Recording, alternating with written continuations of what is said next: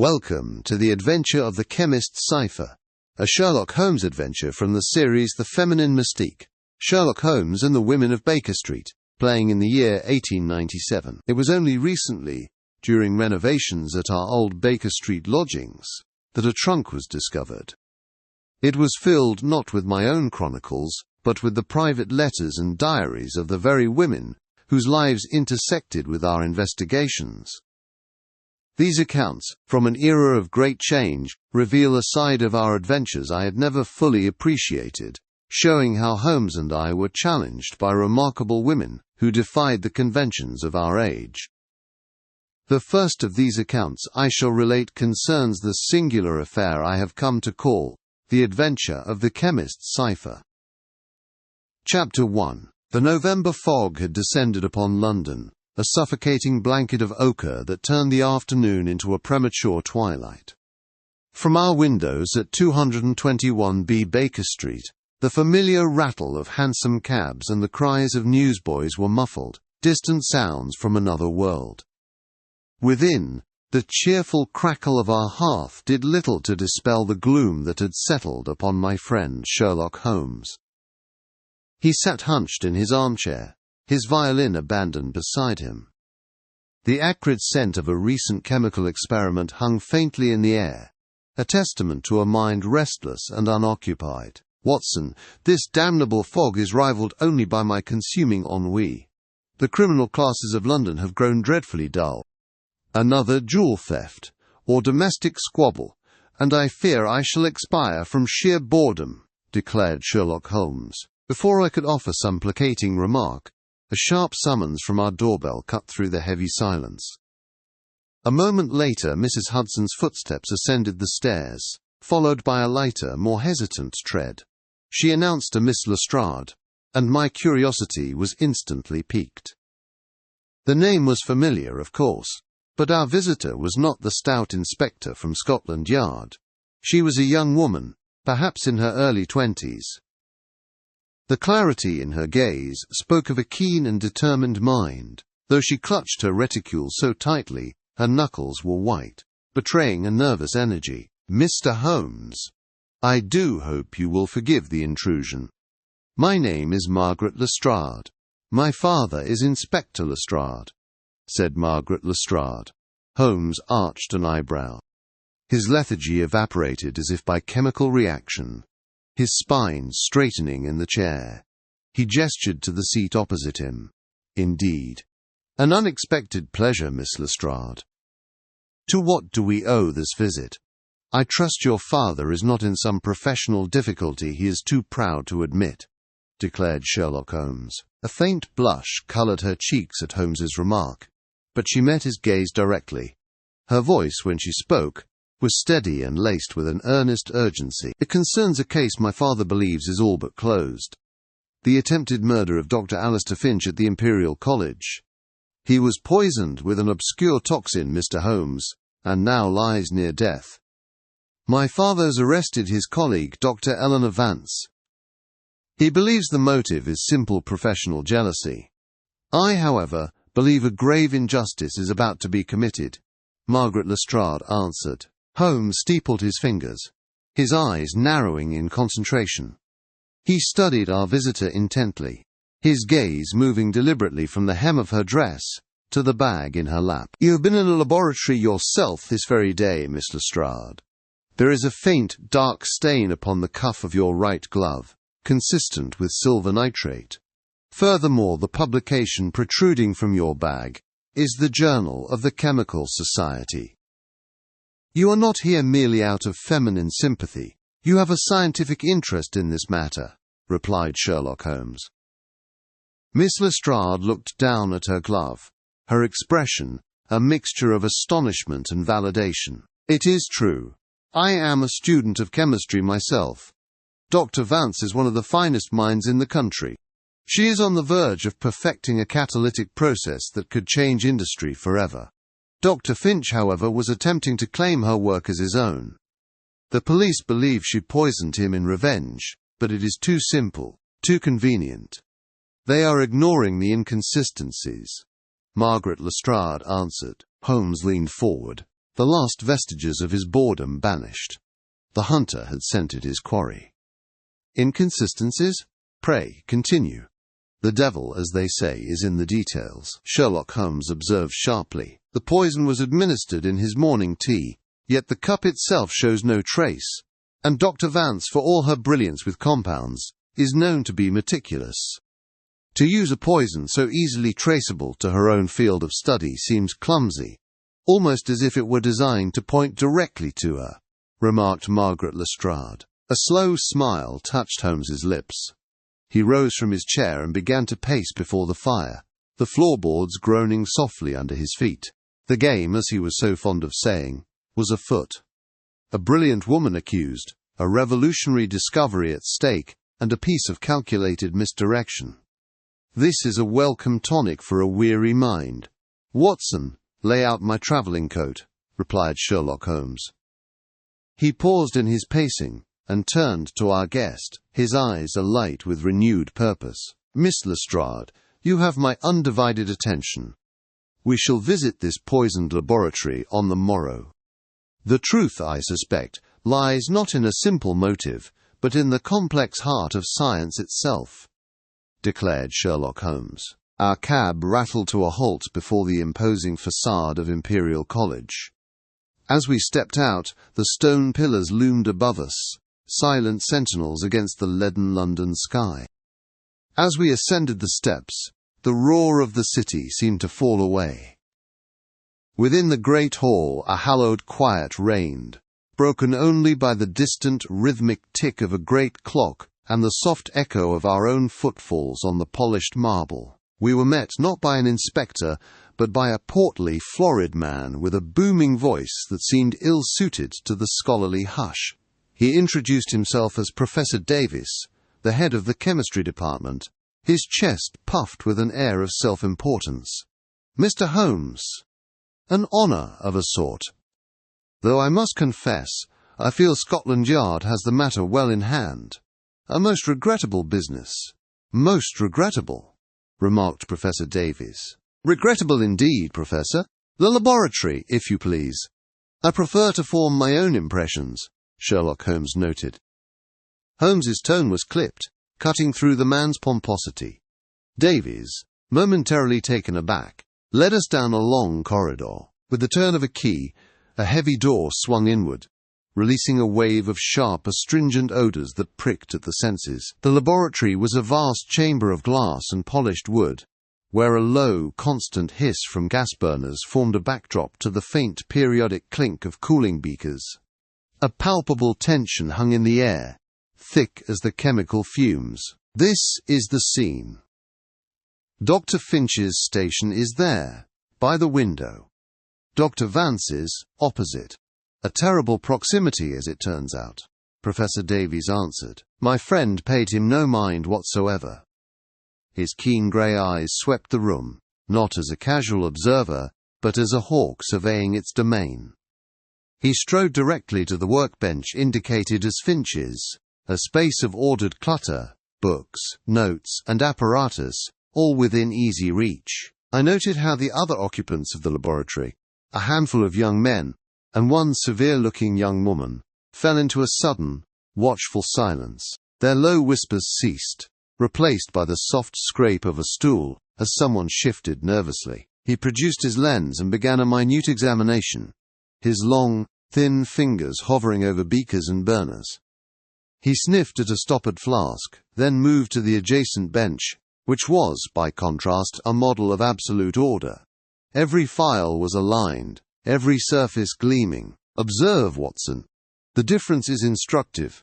Finch, a brilliant mind but prone to creative disarray. Vance, a practitioner of an almost severe discipline. The two personalities are written here upon their very workstations, deduced Sherlock Holmes. It certainly speaks to a difference in temperament, wondered Dr. John Watson. More than that, it speaks to habit.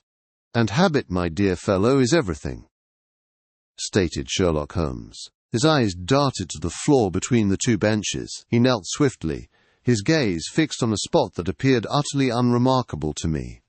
A faint dusting of white between the dark floorboards.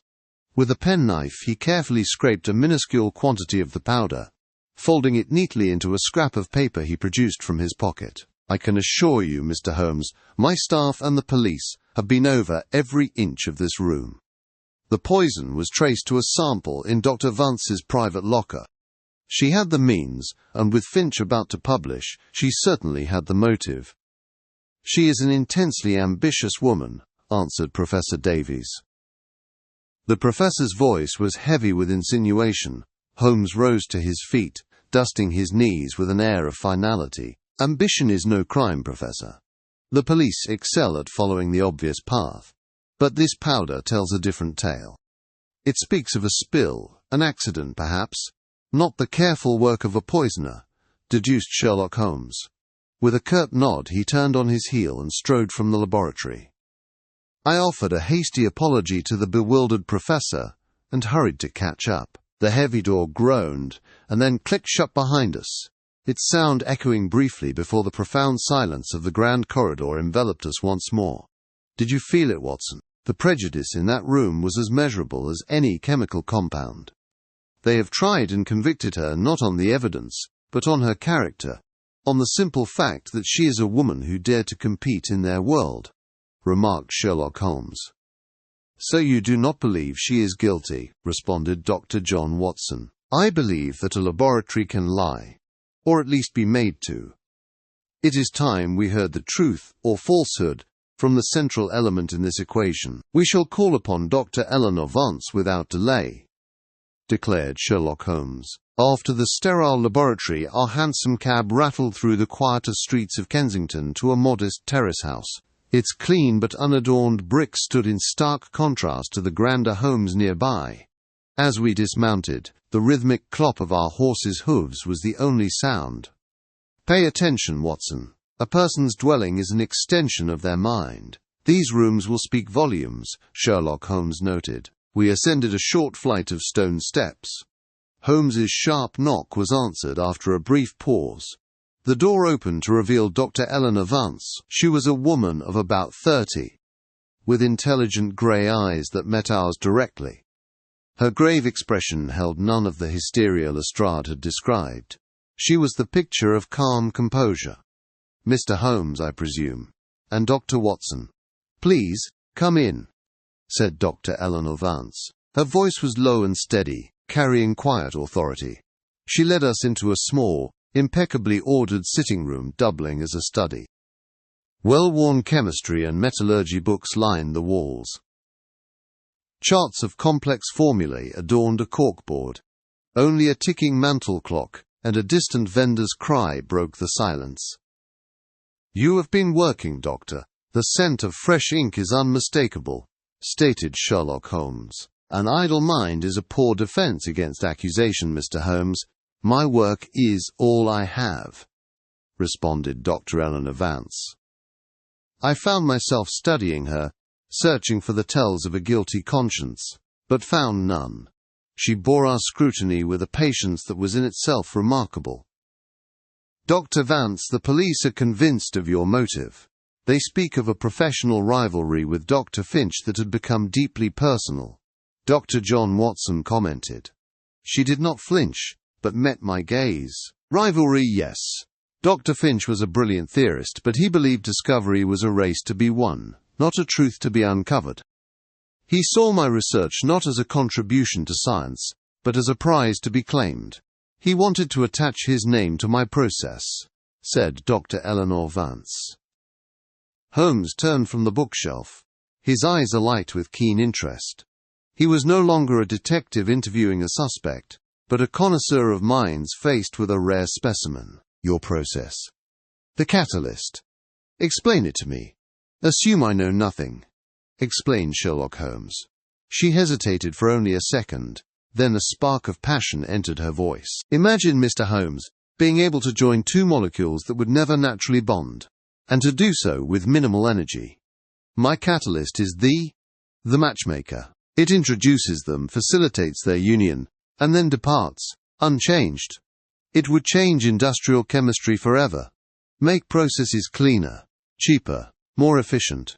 Dr. Eleanor Vance said. Her explanation was so clear, so elegant, that even I could grasp its profound implications.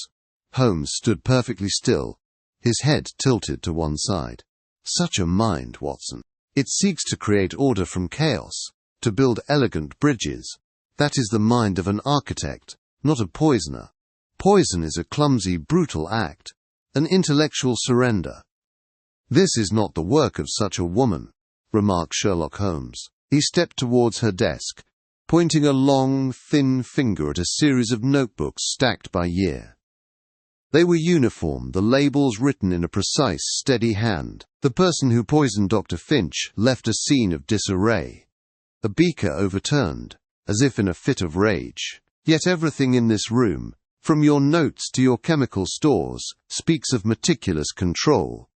The two portraits do not match. They cannot, Sherlock Holmes responded. For the first time a flicker of emotion crossed Dr. Vance's face. A profound weariness mingled with a sliver of hope. Her voice was barely a whisper when she spoke. "Then you believe me," answered Dr. Eleanor Vance. Holmes replied, his voice suddenly gentle. "I believe, Doctor, that a great injustice is being done. Your formula was the true target. The murder was merely a vicious means of acquiring it and silencing its creator. Our task is to prove it," Sherlock Holmes observed sharply. As we took our leave, Holmes paused on the landing. The damp chill of the evening fog was already creeping up the stairs. "This case is not about passion, Watson, but about property. Intellectual property of the highest order. Finch was not merely a rival, he was a thief. And a thief of that caliber would have left a paper trail. We must find it." The interview with Dr. Vance had left a strange residue in the air of 221B Baker Street. Holmes, who had been a whirlwind of energy that morning, was now uncharacteristically still, seated deep in his armchair. He stared into the heart of the fire. The only sounds, the soft hiss of the gaslight and the crackle of the coals. Outside, a persistent November drizzle wept against the window panes, blurring the street lamps into hazy constellations. The ticking of the mantelpiece clock seemed to measure out the silence. The silence was broken not by a carriage, but by a series of sharp, decisive raps upon our front door. The sound, amplified by the quiet room, was too immediate, too confident for a casual caller. I set down my paper with a soft rustle, and rose to answer it. On the threshold stood two young women, no older than 16, their faces scrubbed clean but their eyes possessing a shrewdness that belied their years. A damp chill followed them in from the street.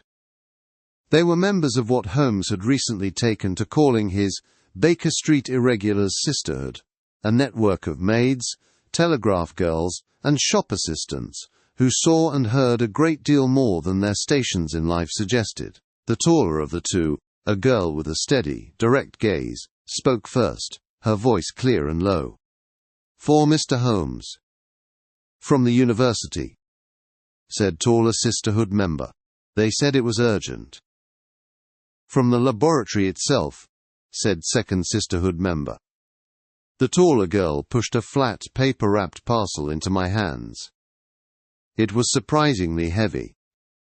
With a shared, curt nod, the two turned and vanished back into the damp London gloom. Their footsteps made but a faint, rapid patter on the wet pavement, before being swallowed entirely by the city's ceaseless hum. I had scarcely closed the door, the bolt sliding home with a heavy click, when another, lighter knock sounded. It was Margaret Lestrade, her face flushed from the cold, a determined set to her jaw.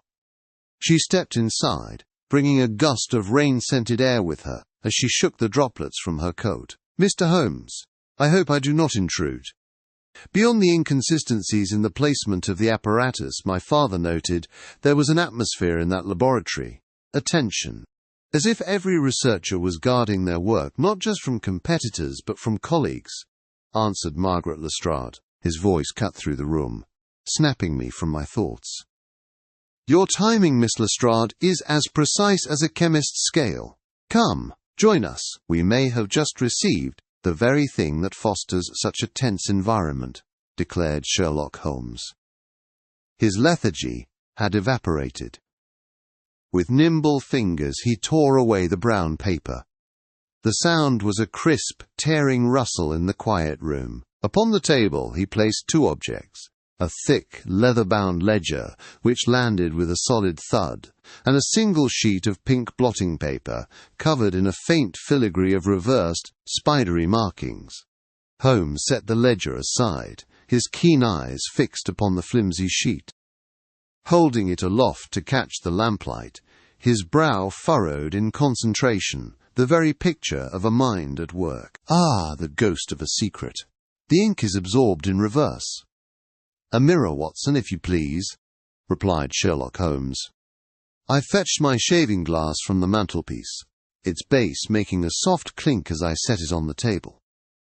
Holmes angled it carefully, and he and Miss Lestrade leaned in, their heads close together. The flickering gaslight cast their shadows, large and dancing, upon the wall behind them as they peered at the mirrored reflection. Her voice was a sharp whisper of excitement. "It is a chemical notation, a complex molecular chain. I see benzene platinum. Good heavens, this is no simple poison. It is a formula for a catalytic process. This must be Dr. Vance's stolen work," Margaret Lestrade replied. He nodded, his expression grim. "Precisely." "The very discovery Finch was so desperate to claim as his own," observed Sherlock Holmes. While they remained absorbed by the mirrored formula, I reached for the heavy ledger. The leather cover was cool and worn beneath my fingers. Opening it, the stiff pages crackled. I found not financial records, but page after page of meticulous, handwritten entries. The air filled with the dry, dusty scent of old paper and ink. Good heavens, Holmes!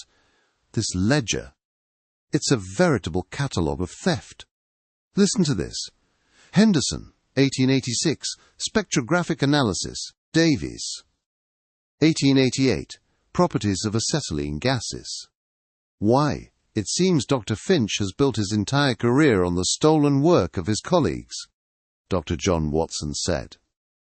Holmes took the ledger, his eyes gleaming as he scanned the pages.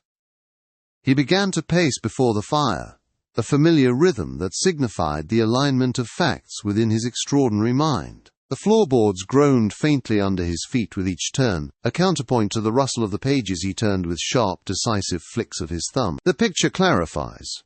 This ledger is a map of Finch's ambition, yes, but it is also an indictment of the very institution that housed him. In the fiercely competitive world of the university, a world of publish or perish, a man like Finch can thrive. He saw in Dr. Vance not a colleague, but his next and greatest conquest, Sherlock Holmes said. Her voice trembled slightly. Then, the poisoning, it was all to frame her? It's monstrous. And yet, I have heard the whispers. How men like Finch are lauded for their ambition, while a woman with the same drive is considered difficult. The college board would be more inclined to believe him. Margaret Lestrade said, "Precisely. A brutal strategy, made possible by an environment that rewards ruthless ambition over collaborative discovery. You see, Miss Lestrade, your insight is key. We have the motive, but to convince your father, and a jury, we must paint a picture of the world in which this crime was not just possible, but predictable. The world of academic politics," Sherlock Holmes noted. He stopped his pacing and turned, a new thought illuminating his features.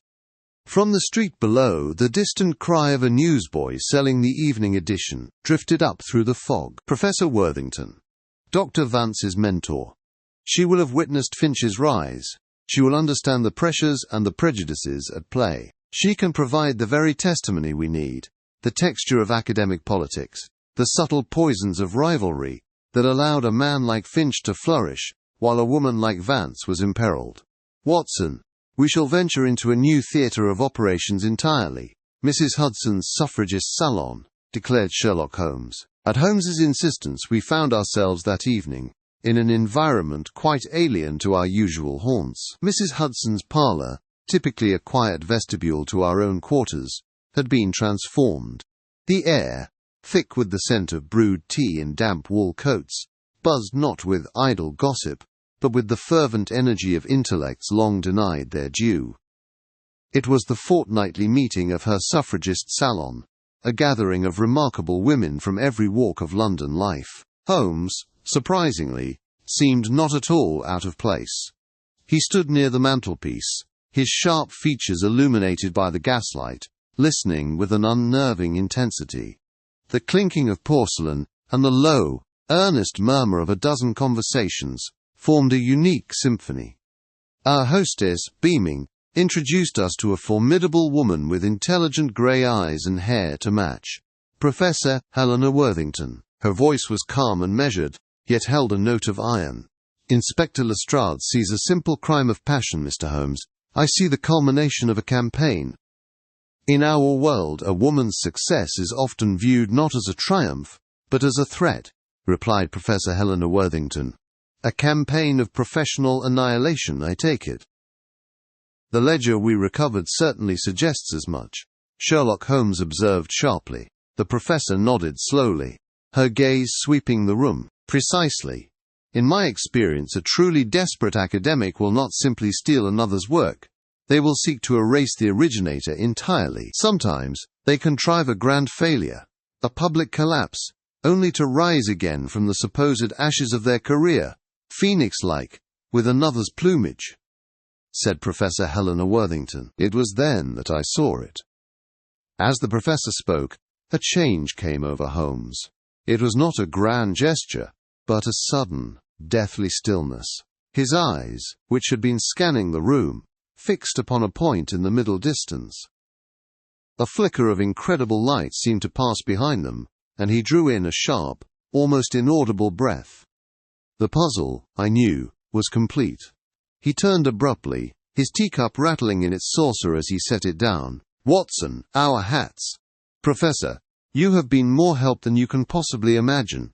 Mrs. Hudson, your hospitality is, as ever, a beacon in the fog. Sherlock Holmes observed sharply. Without further explanation, he strode from the room, leaving a wake of startled silence. I offered a hasty apology and followed him out into the damp London night, the slam of the hansom cab door shutting out the warmth of the salon. As the carriage lurched into motion, its wheels clattering a frantic rhythm on the wet cobblestones, Holmes turned to me, his face alive with a fierce, triumphant energy. It was never a murder, Watson. Don't you see? It was a performance. A magnificent piece of theatre designed to misdirect the entire world. A performance? Holmes, the man is dead. I saw the physician's report myself, Dr. John Watson commented. He gave a short, sharp laugh that was lost in the rumble of the wheels. He is no more dead than you or I. The professor's words were the key. To rise again from the supposed ashes. Finch did not want Dr. Vance merely imprisoned. He wanted her erased, her name forever synonymous with his murder. And how better to ensure his own escape with her research than to remove himself from the board entirely? Deduced Sherlock Holmes. But the poison, Holmes, the symptoms were undeniable. A physician pronounced him dead, Dr. John Watson inquired. Think, Watson. The chemical notations on the blotting paper revealed more than we first thought. A second, fainter formula lurked at the edge, a complex alkaloid compound. Not fatal, but a paralytic. One that mimics death with terrifying accuracy, if only for hours. Don't you see? Finch poisoned himself. A calculated, survivable dose to frame his rival, fake his own demise, and vanish with a fortune-making discovery. Sherlock Holmes said. My God, Holmes, then he is out there now? Commented Dr. John Watson. A grim smile touched his lips. His voice cut through the carriage's rattle with the finality of a closing steel trap. He is, and we are going to pay him a visit. Cabman! Change, of course. Take us to the Cadogan Pier at once. The game, my dear Watson, is most decidedly afoot, explained Sherlock Holmes. The cab rattled to a halt on the slick cobblestones of a street that seemed forgotten by the rest of London. The air, thick with the damp chill of the nearby river and the faint scent of coal smoke, hung heavy in the narrow canyon of brick. My mind was still reeling from Holmes's explanation. As a medical man, the idea of faking such a profound state seemed impossible. Yet my faith in Holmes had been forged in the fires of too many strange cases to doubt him now. The clatter of the horses' hooves faded, leaving an unnerving silence broken only by the distant moan of a ship's horn and the gentle lapping of water against a stone quay. His voice was a low, sharp whisper beside me. "The 3rd floor, Watson, and pray be ready for anything. A cornered rat is often the most dangerous," declared Sherlock Holmes. The cold weight of the revolver in my pocket was a familiar, if grim, comfort. I had learned long ago that accompanying Holmes often meant stepping beyond the bounds of the law in the service of justice. The building before us was a neglected affair, its brickwork stained with soot and damp. Its doorway, shrouded in shadow, seemed to swallow the faint light from the street. Holmes did not knock, but produced a thin piece of steel. A moment of delicate manipulation, a soft click that was shockingly loud in the quiet, and the door swung inward on protesting hinges with a prolonged groan. We ascended the stairs, our soft footfalls sending hollow echoes through the house. Each tread of the uncarpeted wood seemed to complain with a soft creak. The air grew stale, tinged with the faint, acrid scent of chemicals and dust. On the 3rd floor landing, Holmes paused before a door from beneath which a sliver of gaslight shone. He pushed it open without ceremony. The man who sprang to his feet, sending a wooden chair scraping backwards, was not the dying invalid I had been led to picture, but a figure of wiry energy, hunched over a notebook. The sight sent a jolt through me. The sheer audacity of the deception was breathtaking. He spoke with a placid finality that was more chilling than any shout. "Good evening, Dr. Finch. I trust you are enjoying your miraculous recovery," stated Sherlock Holmes. Dr. Alistair Finch stared, his mouth agape. I studied him with a physician's eye. The pallor was that of a man living in shadows and poor air, not one at death's door. The tremor in his hand was born of rage and fear, not infirmity.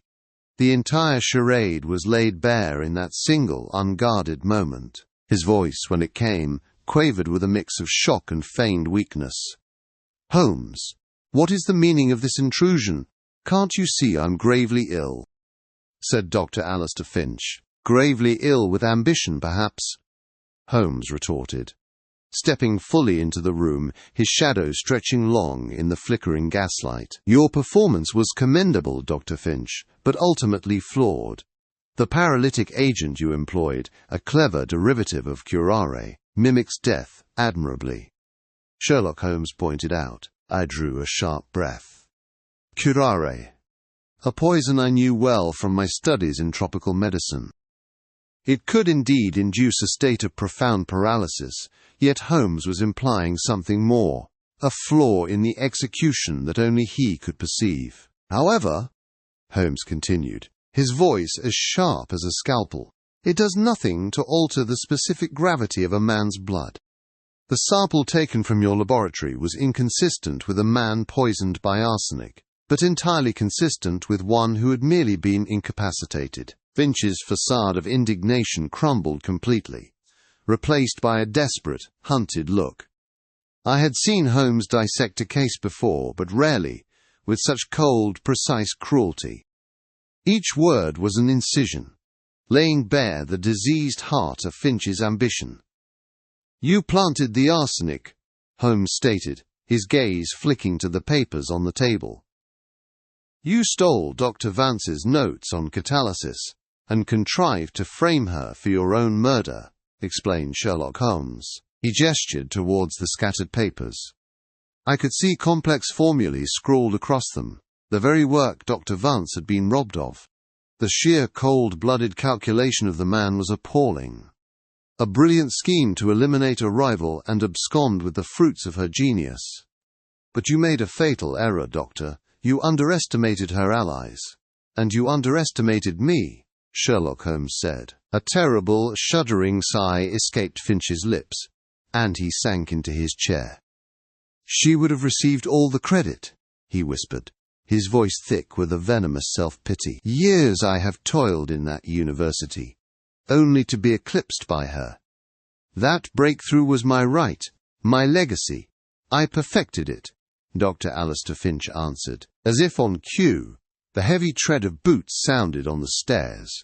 The door swung open again, admitting Inspector Lestrade and 2 constables. The timing was so perfect it was almost theatrical. I had to suppress a smile. It was a classic Holmesian flourish, leaving the culprit no room to maneuver, and ensuring the official instruments of the law witnessed the confession. His voice boomed with official satisfaction. Alistair Finch, it seems reports of your demise have been greatly exaggerated. You are under arrest for the attempted murder of Dr. Eleanor Vance and the theft of intellectual property, remarked Inspector Lestrade. Finch offered no resistance. As the constables led him away, all the intellectual arrogance was gone, leaving only the grey ash of defeat. It was a pathetic end for a man of science, brought low not by a fatal flaw in his research, but by the simple, corrosive acid of envy. He offered a stiff, almost reluctant nod. Another one for your collection, Holmes. Scotland Yard is in your debt. Justice is its own reward, Inspector, Holmes replied, already turning to examine the stolen notes upon the table. See that Dr. Vance is informed at once. Her name must be cleared before the morning papers are printed, Sherlock Holmes observed sharply. The inspector grunted an affirmative and departed, his men's footsteps receding down the stairs. We were left in the sudden, heavy quiet of the little room, the gaslight hissing softly and the cool night air drifting in through the open door. As silence settled over the room, the weight of what we'd accomplished sank in. A great injustice averted, an innocent saved from the gallows. I could almost hear the chains of false accusation falling away from Dr. Vance. The great stone halls of Imperial College, which had so recently echoed with the chill of suspicion, now held a different quality. The sharp clack of heels on marble replaced furtive whispers, and a low, purposeful hum of scholarly activity had returned. The arrest of Dr. Finch had sent a shockwave through the academic community, and in its wake, the truth had finally been permitted to surface. We found Dr. Eleanor Vance not in her former cramped office, but in the spacious laboratory that had once belonged to her rival. The air, once thick with tension, now smelled faintly of ozone and clean glass. She stood beside Professor Worthington, her posture straighter than I had ever seen it, the weariness lifted from her eyes, replaced by a calm, brilliant light. Mr. Holmes, Dr. Watson, my gratitude. It is a compound I find myself unable to properly synthesize. Thank you is a wholly inadequate formula for what you have done, remarked Dr. Eleanor Vance. The board has not only issued a full and public apology, but has offered Eleanor Dr. Finch's chair and laboratory. A most fitting outcome, I believe, Professor Helena Worthington said. Inspector Lestrade, who had accompanied us, shifted his weight from one foot to the other. He cleared his throat, a mix of pride and chagrin in his voice, and cast a sidelong glance at his daughter, who stood beaming beside Dr. Vance. Yes. Well, Holmes, a capital job indeed. And my Margaret, it seems her eye for detail puts her old father to shame, responded Inspector Lestrade. As night fell, we found ourselves once more in the familiar comfort of our rooms at 221B Baker Street. The warm glow of gaslight and the crackle of the hearth offered a welcome respite from the cold, stark world of laboratories and academic politics. The gentle clink of porcelain sounded as Mrs. Hudson set down a tray of tea and biscuits before her footsteps faded down the stairs. The Lestrades, father and daughter, had joined us, as had Professor Worthington, making for a most unusual gathering. Holmes stood before the hearth, his tall, spare figure silhouetted against the flames. He had been quiet for some time, his fingers steepled before him. The true genius of Dr. Finch's crime was not in its chemical complexity, but in its psychological simplicity. He relied upon prejudice as his primary accomplice, explained Sherlock Holmes. He turned his gaze from the fire to look at each of us in turn. A log hissed and popped, sending a fresh scent of pine into the room. He knew the world would be quick to see a woman in a man's world as emotional, perhaps unstable. He counted on the fact that her quiet dedication would be misinterpreted as sullen guilt, and her brilliance as a motive for a crime of passion. The most effective camouflage, you see, is not a costume, but the cloak of societal expectation, remarked Sherlock Holmes. He built his story on that very prejudice, but the physical evidence wouldn't lie for him. The scorch marks were too low. The retort was placed for a demonstration, not a confrontation. The facts were stubborn things, and they refused to fit his fiction. Margaret Lestrade replied, "Precisely, Miss Lestrade. You looked at what was there, not at who was there. You saw the problem for what it was. A puzzle of chemistry and physics, not of gender. It is a lesson from which Scotland Yard could derive immense benefit." Sherlock Holmes observed sharply, "HMPH. We get there in the end, Holmes. We get there." "And I'll admit, this was a good day's work," Inspector Lestrade answered. After our guests had departed, the sound of their footsteps descending the 17 stairs and the firm click of the front door, echoing up to our sitting room, were the only disturbances in the night. A comfortable quiet settled once more, punctuated only by the soft sigh of the embers in the grate. I watched Holmes, who had returned to his armchair, his eyes fixed on their dying glow. "An interesting case, Watson. A truly singular one. It serves as a potent reminder that the most profound mysteries are not always those of murder or theft," Sherlock Holmes responded. "And what mystery is that, Holmes?" Dr. John Watson commented. He drew on his pipe, the soft hiss of the tobacco catching flame preceding the long, slow breath that sent a curl of smoke towards the ceiling. "The mystery of a mind. And the immense, untapped potential that is lost to us, simply because we fail to look past the surface of things. In vindicating Dr. Vance, we have done more than solve a crime. We have, perhaps, witnessed the beginning of a much larger correction," explained Sherlock Holmes.